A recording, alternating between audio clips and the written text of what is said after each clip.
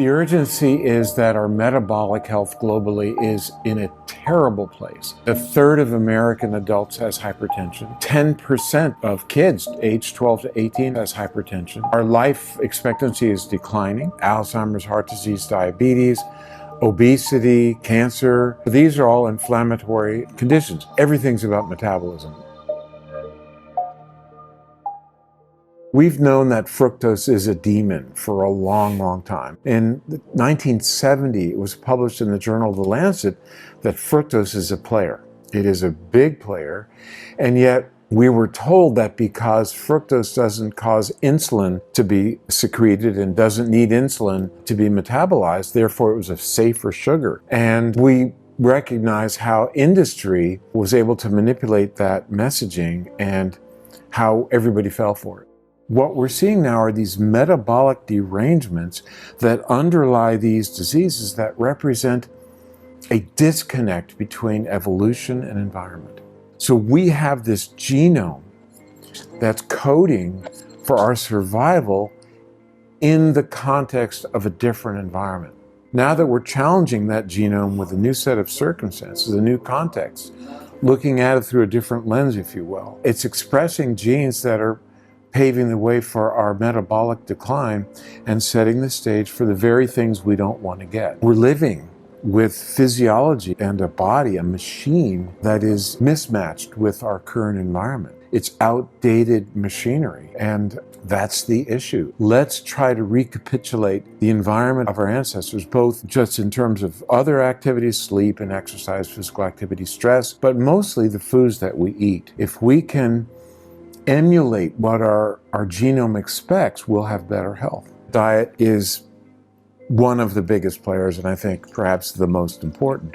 When you recognize that 70% of the manufactured foods in America today, in other words, if it has a barcode and it's in the grocery store, it has added sweetener, 70% do. By and large, that comes from high fructose, there's the villain, corn syrup that we subsidize to the tune of $500 billion a year.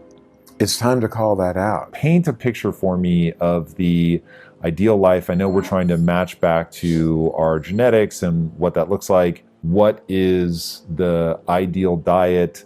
And I assume it's going to be different for everybody. Manufactured foods that contain added sugars, etc., are things to be avoided. Foods that are really important to be aware of. It's fat. The good fats are a blessing. Eat all the extra virgin olive oil you can put your hands on, organic fats like good sources of omega-3s.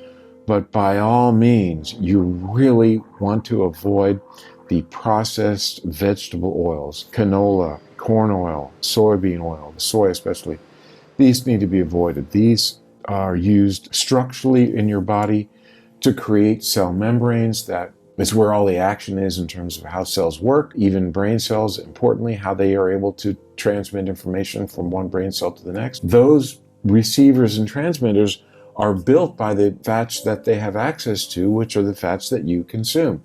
They don't come from the air. So being really careful about the fats you consume, I think, is fundamentally important. The good fats are coconut oil to some degree, extra virgin olive oil, organic. And if you ask for olive oil in a restaurant, oftentimes they're allowed to call it olive oil if it's 51% olive oil. What is the other 49? Is it canola? What is it? You don't know. Interesting. Italy is the largest importer of olive oil. So they import olive oil and then they manufacture what passes as olive oil by this 51%. So you really want to be super careful where you're getting your olive oil, making sure that it's treated appropriately, that it's not been heated, that you keep it closed in a cool, dark place if you can. For people that come out and say, everybody's got to eat this particular way, or it's your blood type, or whatever it may be, to be fair, in this day and age, we know that people are different. But I will say that it's quite clear that 100% of humans alive today, or who have ever lived, have this genetic issue with the uricase enzyme, cannot break down uric acid, and therefore the uric acid levels of humans is 4 to 5 times higher than other mammals except for primates, number one. And number two, that uric acid levels are climbing in lockstep with fructose consumption. And we're going to do it just by changing our diet. We're going to stop eating fructose. Yep. Keeping blood sugar under control, getting adequate exercise, watching what you eat, controlling your stress, getting enough sleep, wearing a wearable device to look at your sleep. All these things are really important.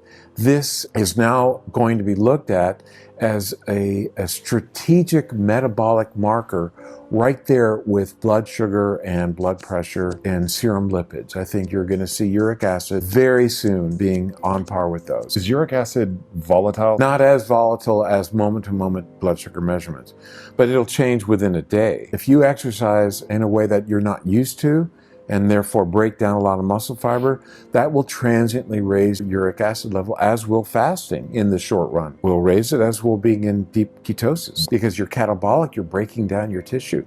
Is it the release of fat? It is mostly when you get to the point that you start breaking down muscle, but also to some degree other cellular components that will liberate the nucleus of the cell, therefore spill out the nucleic acids, the DNA and the RNA that will be broken down into purine. The thing to think about in terms of fasting is, even if it's an intermittent fast, that you will transiently raise your uric acid level, when it's done, you're net positive. There's not a huge amount of data. The studies look at more of the people who will fast for a day or two or three or even longer. But that ultimately, the time-restricted eating, is so beneficial for your metabolism, is one of the most powerful things we can do to improve our metabolism. A real benefit is walking after dinner. You've got to make every effort to get a good night's sleep. With lack of sleep, increasing your insulin resistance, increasing your blood sugar, increasing your cortisol, threatening your hippocampus, increasing your risk of obesity or at least significant weight gain, increasing your uric acid as a powerful metabolic marker. It's important to look at the parameters that you can modify to help you get a better night's sleep. So try it out. What is there to lose?